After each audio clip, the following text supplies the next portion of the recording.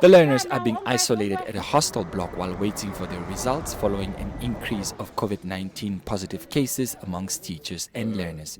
Semba, however, insists that although infections in schools are very common, control and preventative measures are put in place to avoid a crisis. It is an ongoing issue in our hostels in terms of learners infecting each other. Currently, as we are speaking now, there are some 3 schools, I think, that are also isolated and so on. But there's no crisis at all. It's not a crisis. Supervisors, principals, teachers, we get this thing all the time in terms of these infections. Semba expressed concern with indiscipline among learners, which he said is becoming a cause for concern at some schools.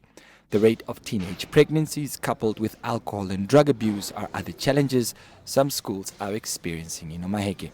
He emphasized that girls who fall pregnant are unlikely to return to schools, which rob them of a decent livelihood in the future. Our dear learners, I don't know where it comes from, but the indication and the signals that I get from where I sit is that our learners are really not very much serious with their schoolwork. And this is something that bothers me and frustrates me. When you see the learners on the streets here over weekends, you see them using alcohol, using drugs. They are coming from homes. Some of them are involved in criminal activities and so on.